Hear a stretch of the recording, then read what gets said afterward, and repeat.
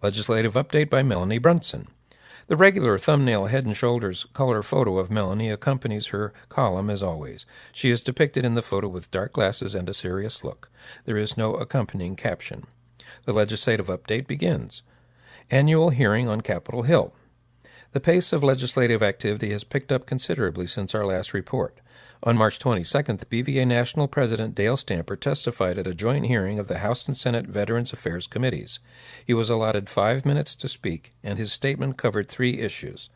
The need for the Department of Veterans Affairs, VA, to address the lack of accessibility of its websites and other written communications, the need for VA to adopt technology that gives blinded veterans access to safety warnings and other information about prescription medications they receive from VA pharmacies, and a request for support of continued funding for the Department of Defense, DoD, Vision Research Program. Testimony recommendations.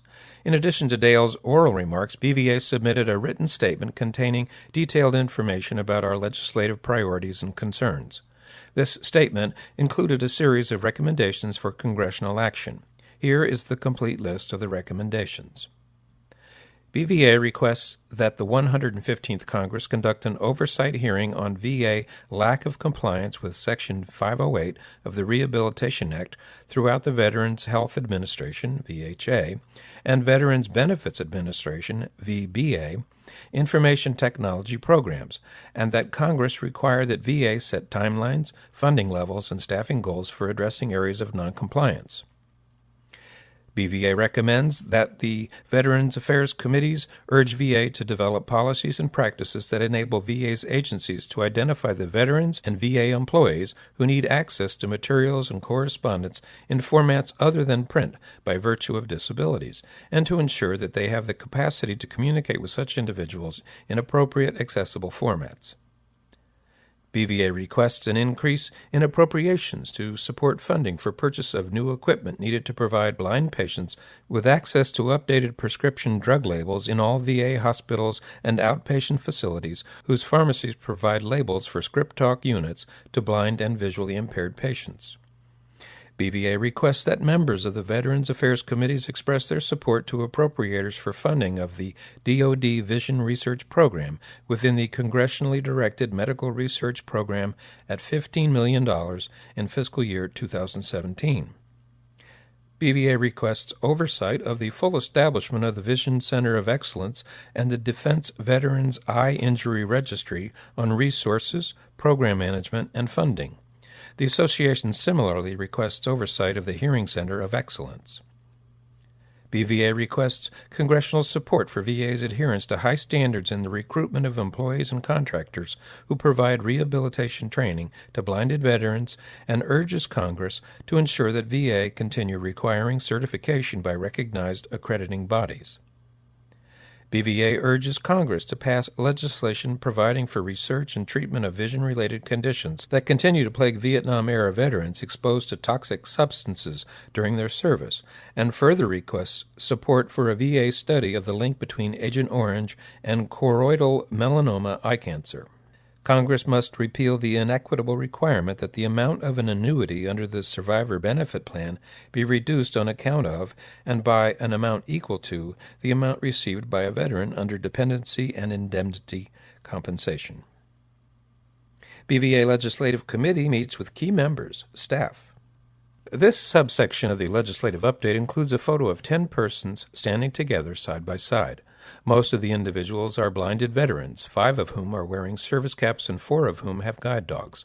Judging by the furnishings, which consist of a large cushioned chair and a chessboard on a display table, the room appears to be a large office. A picture hangs on the wall behind the group. The caption states, "Left to right at presentation of Legislative Champion Award March 21st to Senator John Tester, Tom Zampieri, Chelsea Dumont, Paul Mims with Guide Dog Brooklyn, Joe Parker with Josie, Joe McNeil, Al Avina with Katie, Dale Stamper with Venture, Senator Tester, Melanie Brunson with Sparta, and Mark Cornell." The subsection reads as follows. Prior to the aforementioned hearing, the BVA Legislative Committee, in town for the Board of Directors' spring meetings, visited the offices of both Chairman Phil Rowe, Republican, Tennessee District 1, and Ranking Member Tim Waltz, Democrat, Minnesota District 1, of the House Committee. We also visited with a number of other members of Congress and their staffs on the committee. Their initial responses to BVA's recommendations were positive. Although it is too early to tell what will come of these meetings, we are hopeful that the committees will take action on at least some of the issues of concern to blinded veterans. On March 21st, BVA's national officers presented awards to 2 legislators who were instrumental in the approval of a BVA legislative priority passed by both houses of Congress and signed into law by the President last year.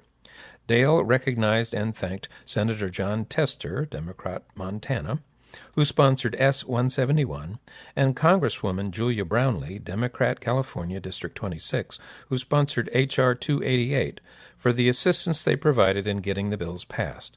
The plaques presented express appreciation for their invaluable support. They also include a BVA seal and the words to the Pledge of Allegiance in print and Braille. Pending legislation relevant to blinded veterans and families.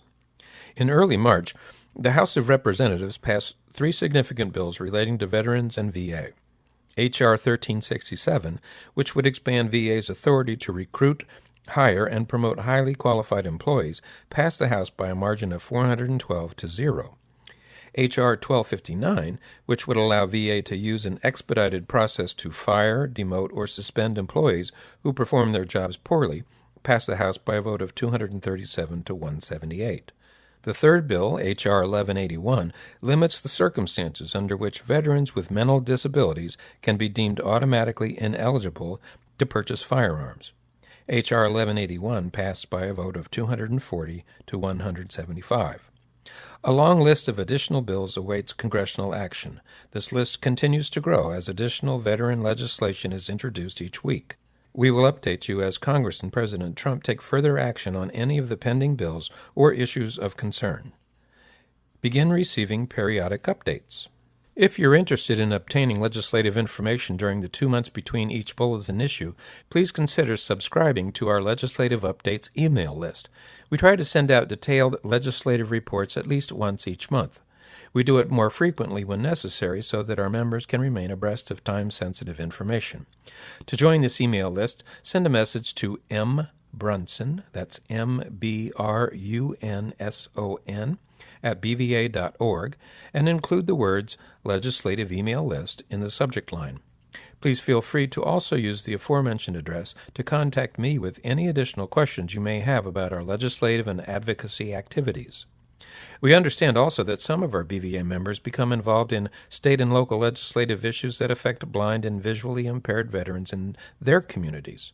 Whenever appropriate, please feel free to share valuable or interesting information, experiences, and perspectives from which we can learn more about these issues.